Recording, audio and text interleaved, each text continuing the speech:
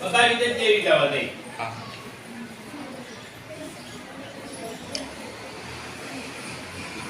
આમ દુકાન જ કાઢવાના બધા આવી જ જશે કોઈ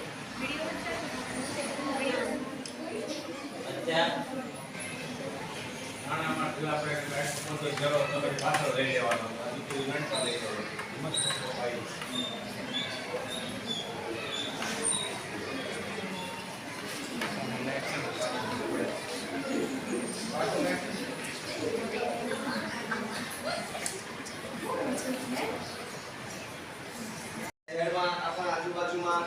વસ્તી નિયંત્રણ બાબતની ભયંકરતા પણ સમજાવીએ લોકોને સમજ આ અંગે જાગૃતિ લાવવા સાથે મળી પ્રયાસ કરીએ તેવું આ તકે આજે સિહોર તાલુકા કાનૂની સેવા સમિતિ દ્વારા શિબિરનું આયોજન કરવામાં આવ્યું છે ત્યારે હું આપ સૌને પણ અપીલ કરું છું કે આવા આપણે મળી અને જનસંખ્યા નિયંત્રણમાં રહે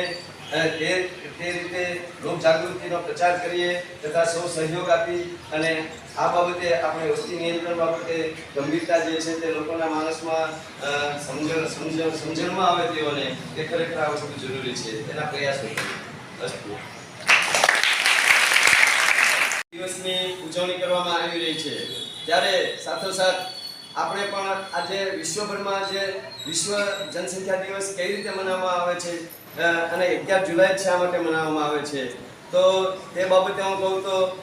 વિશ્વની જનસંખ્યા જ્યારે 1987માં સંયુક્ત રાષ્ટ્રો મળ્યા ત્યારે જાણવા મળ્યું કે વિશ્વની હાલની સંખ્યા તે સાલમાં 5 અબજ થવા જઈ રહી છે ત્યારે સારું વિશ્વ ચિંતિત બન્યું તેમજ આ બાબતે અનેક પ્રયાસો કરવા લાગી રહ્યું તે દરમિયાન 1989ની સાલમાં સંયુક્ત રાષ્ટ્ર દ્વારા નક્કી કરવામાં આવ્યું કે આપણે હર સાલ 11 જુલાઈ વિશ્વ જનસંખ્યા દિવસ નંબરનું વધારે વસ્તી ધરાવતું રાષ્ટ્ર થઈ ગયું છે ત્યારે આપણે કેટલી સમસ્યાઓનો સામનો કરવો પડતો હોય છે આપણે જોઈ રહ્યા છીએ કે વસ્તી એટલી બધી વિસ્ફોટક રીતે વધતી જતી વસ્તીને લઈ અને આપણે આ કુદરતી સંસાધનો પણ આપણે ટૂંકા પડી રહ્યા છે આપણે ખોરાક આરોગ્ય તેમજ નોકરીની બેરોજગારીની સમસ્યા એવી કેટલી સમસ્યાઓ ટ્રાફિકની સમસ્યાઓ જુઓ એટલે એટલી હદે સમસ્યાઓ ઉતરી જઈ રહી છે ત્યારે આપણે સર્વ મળી અને ખાસ તો ભારત દેશમાં આપણે સર્વે મળી અને થઈ રહ્યા છે તે જ રીતે પ્રયાસો કરીએ અને આ અંગે લોક જાગૃતિ લાવીએ સારા વિશ્વ